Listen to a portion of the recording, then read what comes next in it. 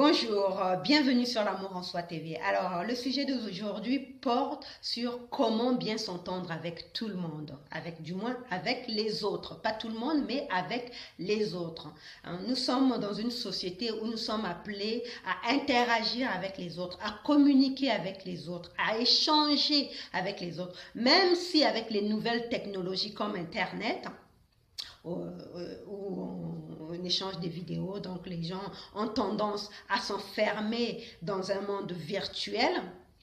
Il n'empêche que nous avons besoin qu'en tant qu'être humain d'aller à la rencontre bien physique des autres et échanger avec eux. Sauf que cet échange avec les autres parfois se révèle un vrai défi, surtout dans le lieu de travail ou en famille ou dans une relation. Donc parfois une phrase mal dite peut être mal interprétée par l'autre et ça crée la discorde. Alors pour bien s'entendre avec l'autre, aujourd'hui je te propose 5 outils. Donc commençons. Le premier outil, c'est de savoir que tu ne peux pas plaire à tout le monde. Ça, il faut bien se le mettre dans la tête. Tu peux être la personne la plus avenante du monde, la plus gentille, la plus bienveillante, la plus douce du monde.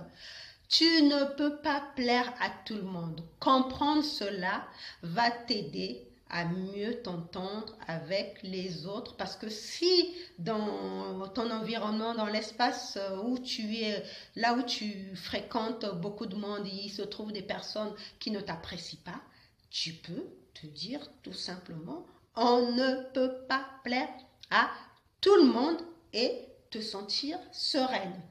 Alors, la deuxième chose, c'est choisis avec soin qui tu invites dans ton royaume. Quel est ton royaume? C'est quoi ton royaume? C'est le royaume de ton esprit. Et qui sont tes invités? Les invités sont tes pensées.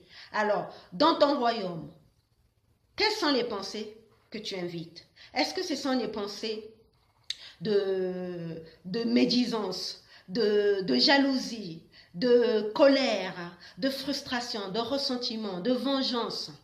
Si ce sont ce genre d'invités que tu as dans ton royaume, sache que ça va transpirer dans ta personnalité et tu seras quelqu'un d'irritable, de colérique, de critique. Bref, tu ne seras pas quelqu'un de très agréable à fréquenter.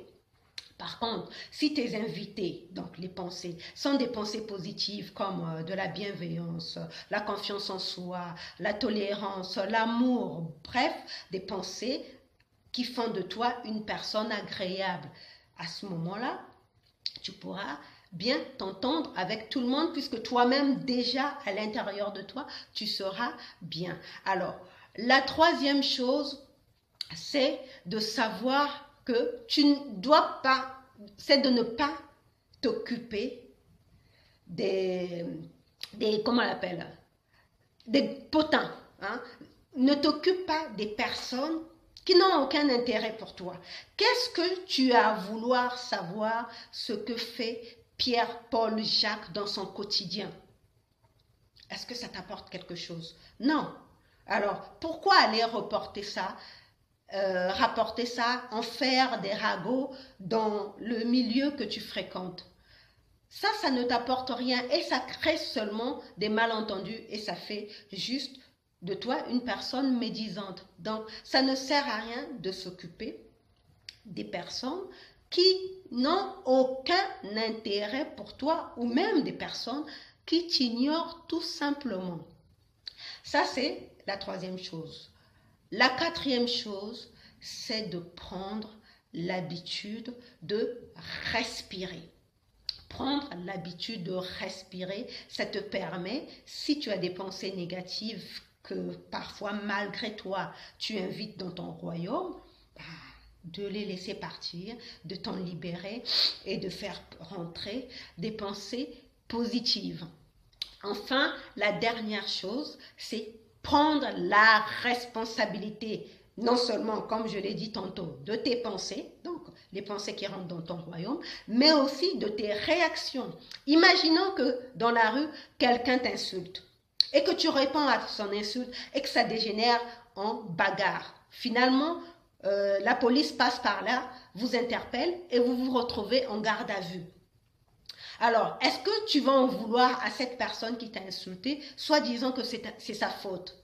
Non, tu es aussi responsable que cette personne parce que c'est toi qui choisis tes réactions. Tu es responsable de tes réactions. Tu aurais pu choisir de ne pas répondre à l'insulte de cette personne et continuer ta route. Donc, voilà, tu dois prendre la responsabilité des actes que tu poses, de tes paroles et aussi des pensées qui entrent dans ton esprit. Donc, voilà ce que j'avais à te partager à propos de ce sujet. Donc, je te remercie d'avoir regardé et je te retrouve une prochaine fois pour un autre sujet. Bye bye!